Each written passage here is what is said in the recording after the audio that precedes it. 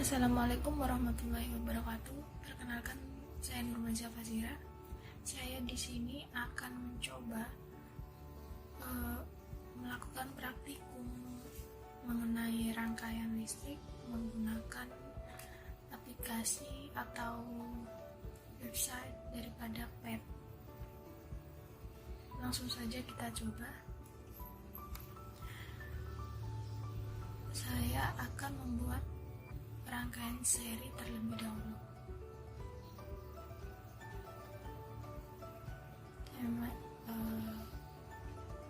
Kabel. Di sini saya menggunakan satu baterai saja ya. Kemudian menggunakan dua lampu.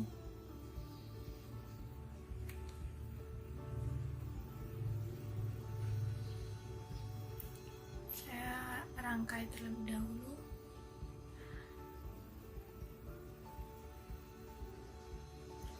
Ini R1, kemudian R2.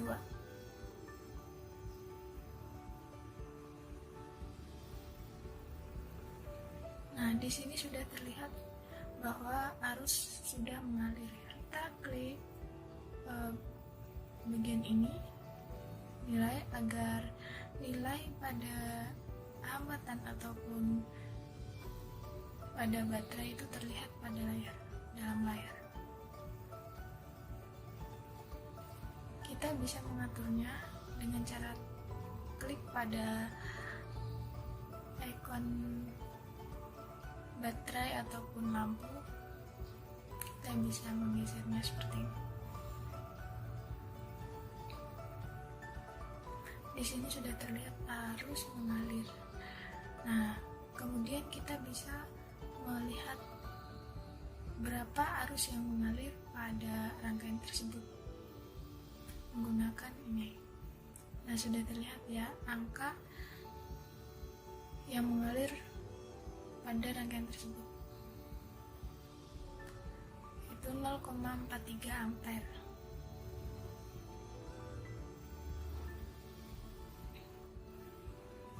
Kemudian kita hitung tegangannya juga. Sesuaikan tegangan pada baterai, yaitu 3 volt. Coba kita lihat tegangan pada lampu.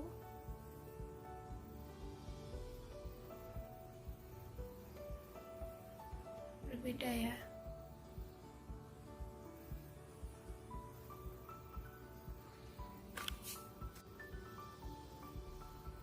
Semakin besar tegangan, semakin besar hambatan, maka akan semakin kecil arus yang mengalir pada hambatan tersebut. Di sini juga kita bisa memutuskan aliran listriknya dengan cara klik bagian sini, kemudian nomor penting kita klik. Kemudian jika ingin kita sambungkan lagi, kita bisa menarik ujung kabel. Assalamualaikum warahmatullahi wabarakatuh. Saya Nggia Pramesti. Kali ini saya akan menjelaskan mengenai praktikum sederhana menggunakan PET simulation, yaitu pada praktikum gelombang pada tali. Pada layar di sini, ini adalah media untuk kita melakukan praktikum gelombang pada tali. Oke, di sini akan saya pause terlebih dahulu. Lalu saya akan menggunakan oscillasi dan low end. Nah, praktikum kali ini yaitu bertujuan untuk mengetahui hubungan antara frekuensi dengan panjang gelombang.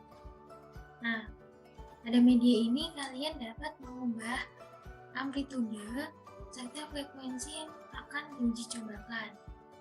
Oke, di sini akan saya simulasikan yaitu saya akan mengubah amplitude menjadi 1 cm.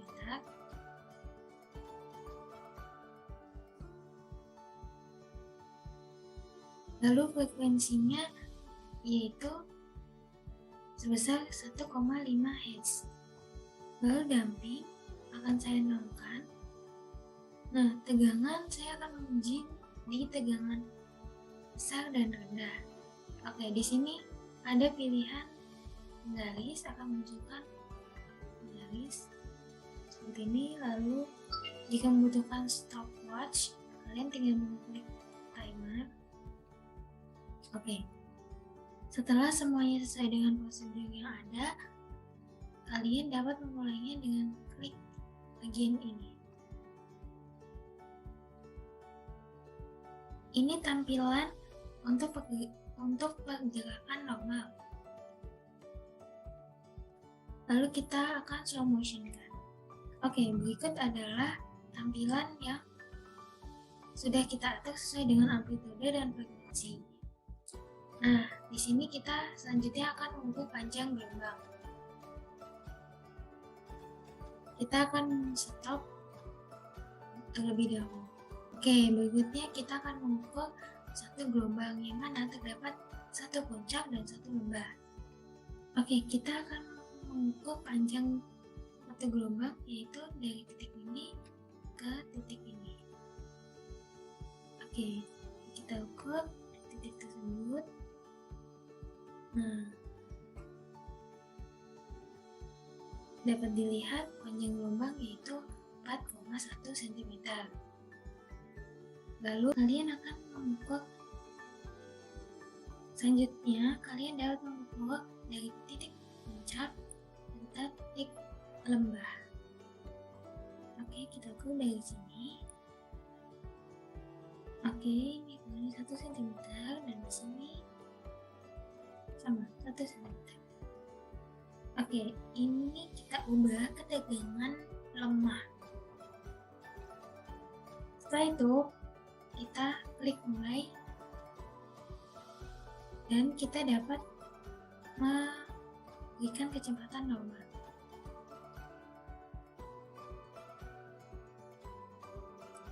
Setelah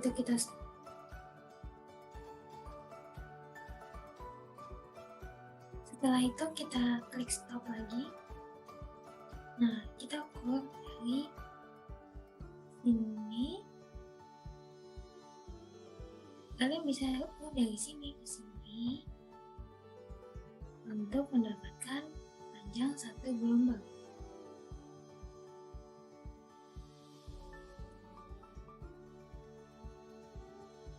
Mungkin bisa dari sini, ini, lalu ukur juga kembali seperti yang awal. Oke, selanjutnya lakukan percobaan berikutnya dengan memvariasikan amplitude dan frekuensi sesuai dengan yang diperintahkan. Oke, sekian dari saya.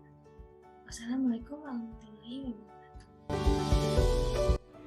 Halo, perkenalkan nama saya Triwani Lestari dengan NIM 2010 40530. Nah, pada video kali ini kita nanti akan belajar menggunakan aplikasi PET secara online. Dan untuk itu, marilah kita simak pembelajaran pada video kali ini. Nah, langsung saja kita masuk di bagian website dengan pet.colorado.edu. Dan langsung saja kita klik bagian Explore or Sims. Nah, lalu kita nanti pilih yang di bagian psikis, yang mana kita ambil di materi praktikum pada fisika ini. Nah, di aplikasi PET ini tuh banyak sekali materi-materi ataupun tema di laboratorium ini. Dan ini bisa kita lihat, ini ada 50-an jenis tema yang sudah ditawarkan di aplikasi PET online ini. Nah, untuk itu nanti saya akan memilih di bagian Circuit Construction Kit AC. Nah, yang mana di bagian ini nanti kita klik terlebih dahulu. Nah, kita tunggu dulu. Habis itu kita klik. Nah, nanti kita akan klik yang bagian ini, tombol tengahnya. Lalu kita tunggu dulu.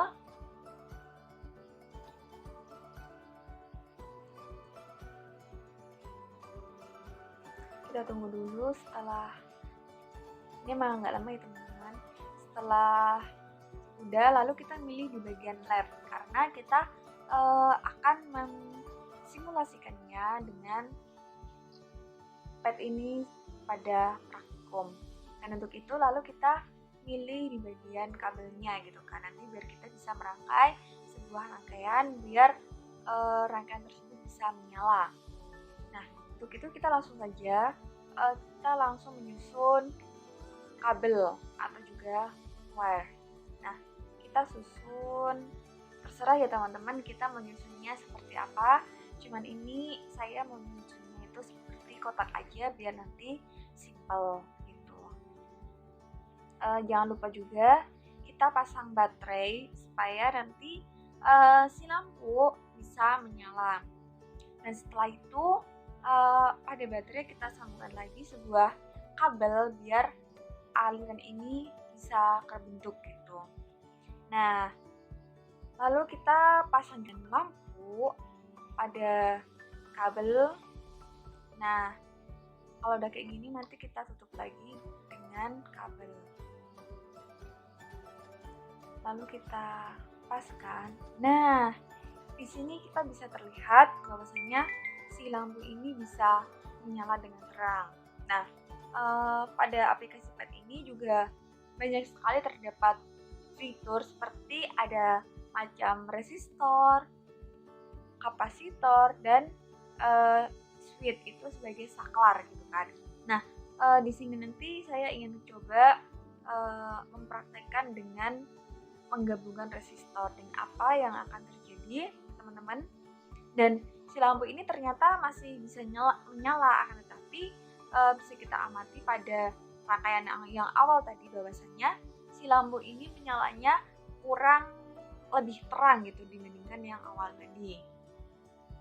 Nah, di sini saya akan mencoba lagi dengan memasukkan saklar, dan di sini bisa kita amati bahwasanya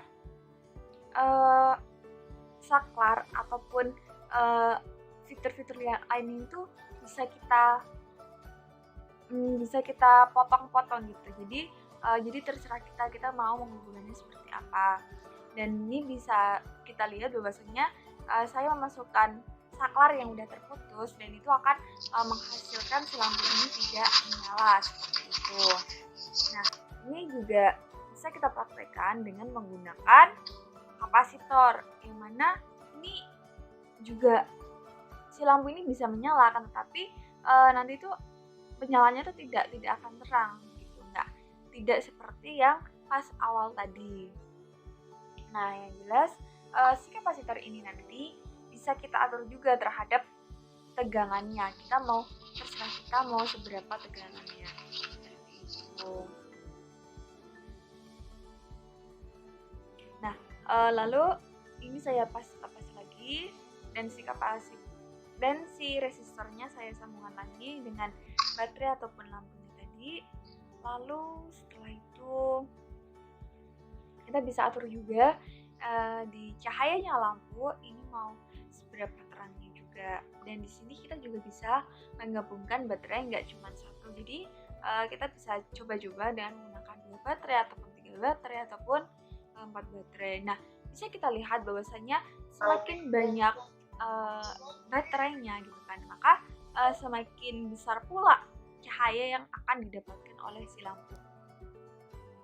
Dan begitu di pet ini juga terdapat banyak sekali fitur. Contohnya seperti ada voltage, current, dan di sini tuh nanti si voltage ini tuh bisa mengukur berapa sih tegangannya yang didapat pada aliran tersebut gitu.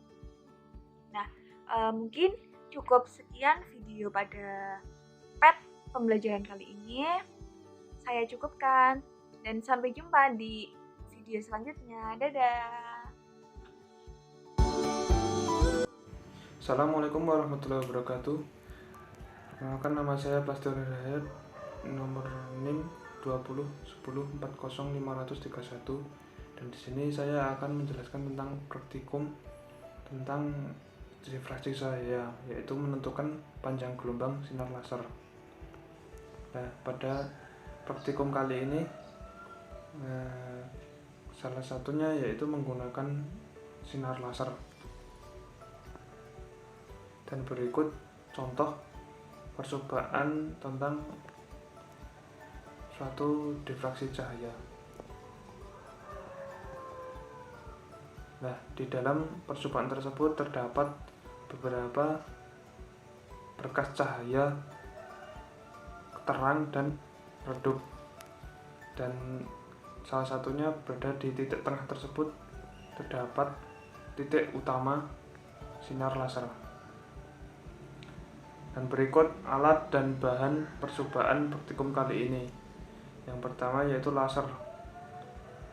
Dalam praktikum ini kita bisa menggunakan laser yang berwarna bebas seperti merah, hijau, biru. Yang kedua adalah kisi difraksi. Terdapat beberapa kisi difraksi, antara lain 100 garis per milimeter. Ada juga yang tengah 300 garis per milimeter. Di sini kita akan menggunakan 300 garis per milimeter pada praktikum kali ini, dan sebelah kanannya lagi ada 600 garis per milimeter. Dan nantinya kisi difraksi tersebut akan disinari menggunakan sinar laser pada jarak tertentu. Selanjutnya tersebut adalah contoh gambar hasil pensinaran menggunakan kisi difraksi. Terdapat beberapa titik berkas sinar cahaya. Yang tengah merupakan sinar utama, yang sebelah kanannya lagi adalah sinar terang dan sinar redup. Lalu kita ada kertas manila yang digunakan untuk penggaris, meteran, dan spidol. Nah, kali ini kita akan merangkai alat dan bahan. Salah satunya yaitu meletakkan kertas manila di atas meja seperti gambar di samping. Lalu buatlah layar pada ujung kertas manila sehingga menjadi seperti gambar, yaitu dengan cara melekuk pada sisi-sisi sudutnya sehingga terbentuk sisi kanan dan kiri menjadi sebuah layar yang digunakan untuk menampilkan berkas cahaya pada sinar laser dan membentuk pola seperti ini. Lalu selanjutnya buatlah titik yang nantinya akan dijadikan posisi sinar laser keluar dari kisi difraksi. Titik ini digunakan untuk kisi difraksi, penempatannya berada di atas titik, pas di atas titik tersebut. Dan jangan lupa sinar laser harus berada di tengah-tengah kisi. Yang langkah percobaannya yaitu mengarahkan laser langsung pada kisi difraksi yang berada di depan kisi difraksi, dan usahakan sinar laser berada di tengah-tengahnya. Lalu kita nyalakan laser, dan selanjutnya itu pastikan sinar laser keluar dari kisi difraksi tepat pada titik tengahnya, dan pastikan kisi difraksi ataupun sinar laser tidak bergerak-gerak sehingga dapat berkas sinar cahaya yang dapat ditandai. Dan kali ini kita menggunakan kisi difraksi 300 garis per milimeter ya pada praktikum kali ini, dan ini tepat di atas titik yang telah kita buat. Dan jadi kita dalam pengukurannya nanti kita bisa pas menggunakan titik tersebut. Langkah selanjutnya yaitu setelah sinar laser dihidupkan, terdapat beberapa berkas cahaya yang berada di kertas manila, dan di mana titik tengah ini adalah titik utama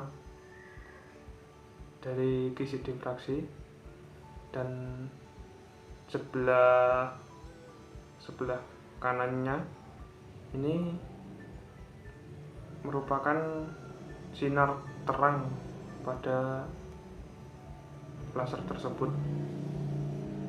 dan sebelah kanannya lagi menjadi sinar terang selanjutnya, dan lama-lamaan akan menjadi redup. Kita beri tanda pada titik tersebut, lalu kita beri angka pada titik tersebut. Yang di tengah ini kita beri angka utama, yaitu angka 0. Lalu yang sebelah kanannya lagi kita beri angka 1, yang sebelah kirinya juga sama 1, dan kita akan menghitung yang sebelah kanannya saja. Sama-sama menggunakan sinar terang, dan sebelah kanannya lagi kita bisa beri angka 2. Dan selanjutnya, jika kertas manila melebar, terdapat angka-angka berikutnya seperti angka 3 dan lain-lain. Di sini kita menguji dari angka 0 sampai angka 2 saja, dan seterusnya. Itu langkah percobaannya. Yang selanjutnya yaitu kita akan mengukur jarak dari titik-titik tersebut.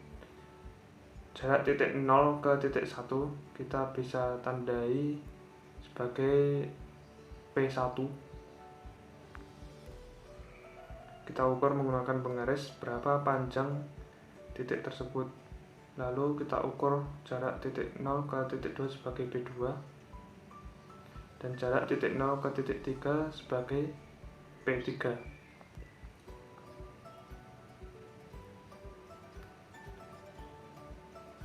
Dan di sini kita ukur jarak dari titik S ke titik 1, yaitu dengan sebagai panjang L1, dan dari titik S ke titik 2 sebagai panjang L2. Kita mengukur menggunakan penggaris. Dan berikut hasil percobaan praktikum pada kali ini. Setelah data-data diukur dan dimasukkan dalam tabel sehingga membentuk data-data seperti ini sevalid mungkin, dan percobaan 1, 2, 3 hasilnya rata-rata 525 nanomilimeter. Dan sekian dari percobaan kali ini dari saya. Assalamualaikum warahmatullahi wabarakatuh.